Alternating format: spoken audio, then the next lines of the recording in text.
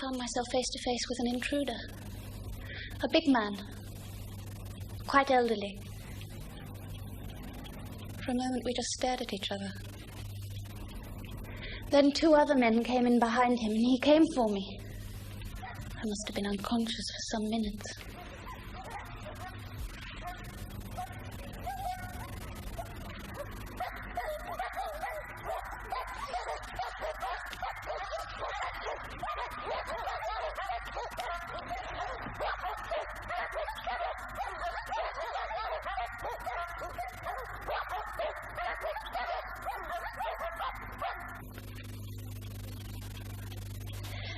It was then that my unfortunate husband entered the room. They dealt with him as you shall see. I believe I fainted again. I'm not sure. The exact events are difficult. I drifted in and out of consciousness, you understand. I do know that they cleared the room of its silver, and they must have drawn themselves a bottle of port, some of which I saw them drink. The man who struck me was elderly, with a beard. The others younger, smooth-faced.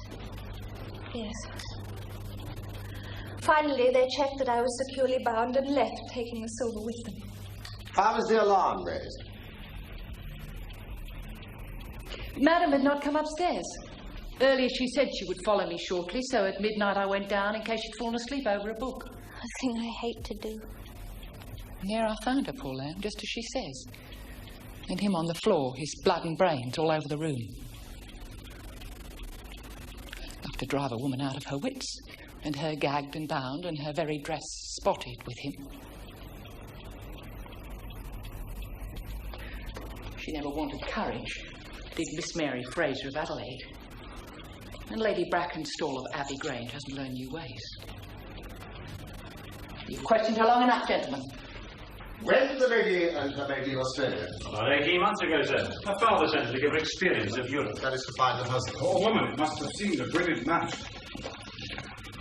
It's a mess, sir. Constable?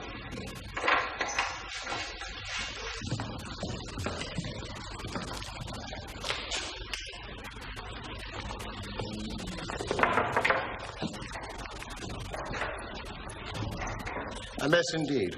We've touched nothing, sir. What do you make of it, Doctor? Should I?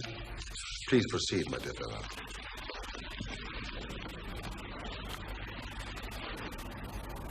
It's a blow of savage ferocity. A single blow? I believe so. It is a straightforward enough wound, you see. It begins thus, below the ear, and then crosses both spheres of the parietal bone at such an angle that this side is smashed as far as the coronal suture. I've never seen anything like it.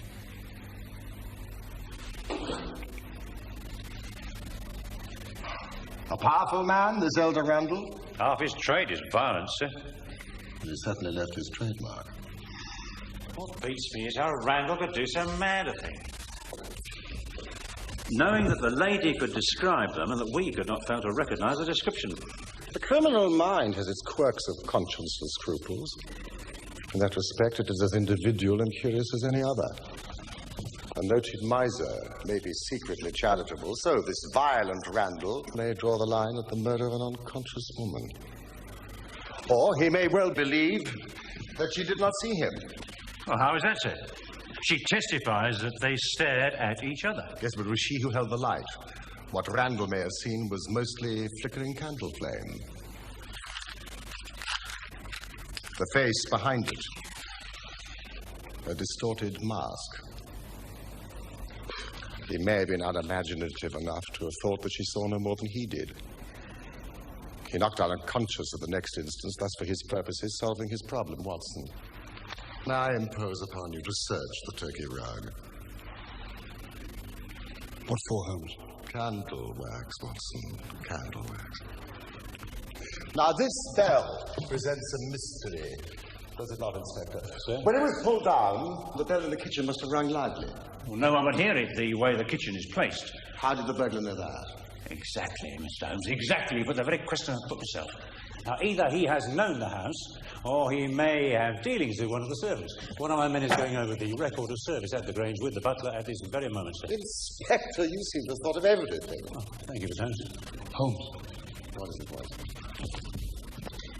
There. A scattering of wax and a very light scorching. Invisible, but leaving its characteristic scent. The lady would have fallen here. Brand would have snatched up the candelabra immediately. I suppose that is where they took their refreshment. To steady their nerves, yes. Port wine, sir. Did Lady Brackenstall say that the butler's corkscrew was used? No, sir. She was senseless at the moment the bottle was opened. Quite so. It was opened with a pocket screw, probably contained in a knife.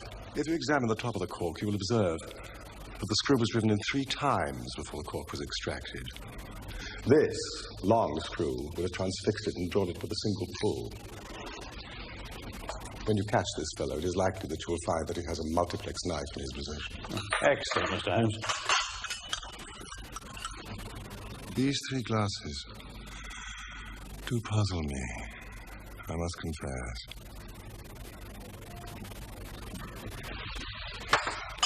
Did Lady Brackenstall say that she actually saw the 3 men drinking? Oh, yes. She was clear about that, sir. Well, then there's an end of it. What more is to be said? Perhaps, Inspector, when a man has special powers and special knowledge like Sherlock Holmes, it rather encourages him to seek a complex explanation when a simpler one is at hand. He will let us know when Randall is arrested.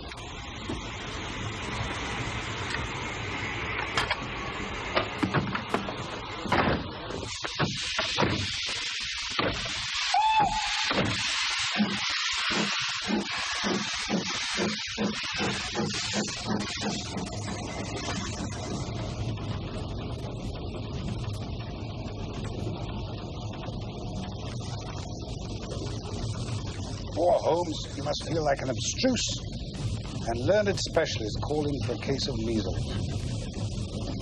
Annoying.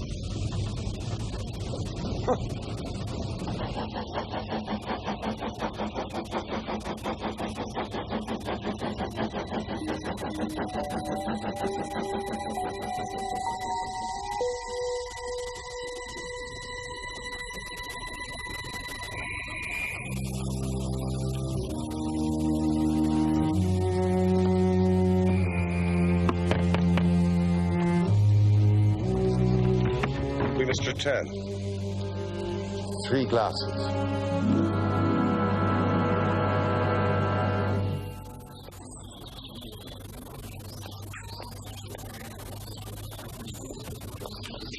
Watson, we have been dazzled out of observation by that lady's beauty.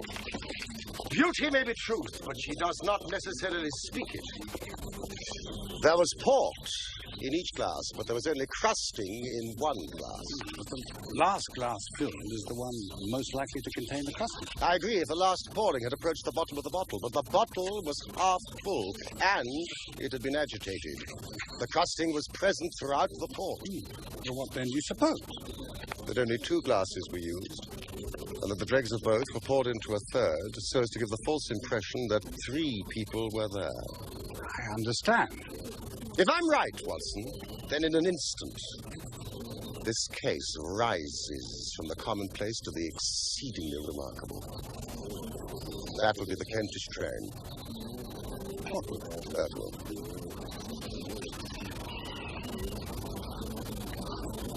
How on earth did you hear it? I heard nothing, Watson. I observed. Salutary thought after such a misspent morning. Lady Brackenstall and her maid must have some very good reason for shielding the real criminal.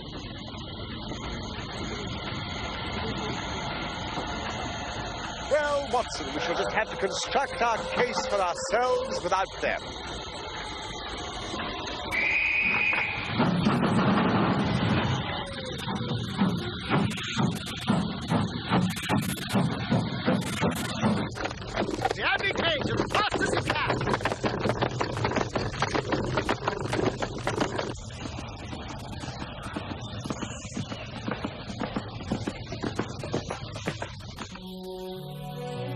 Watson!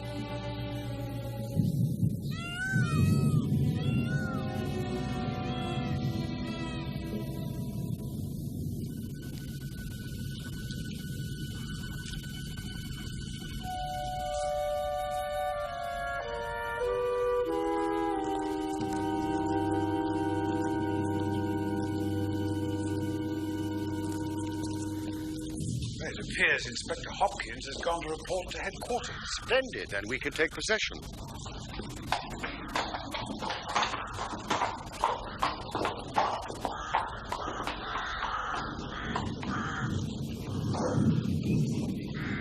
How many frustrated episodes for the labouring men here could one reconstruct from this mechanical cemetery?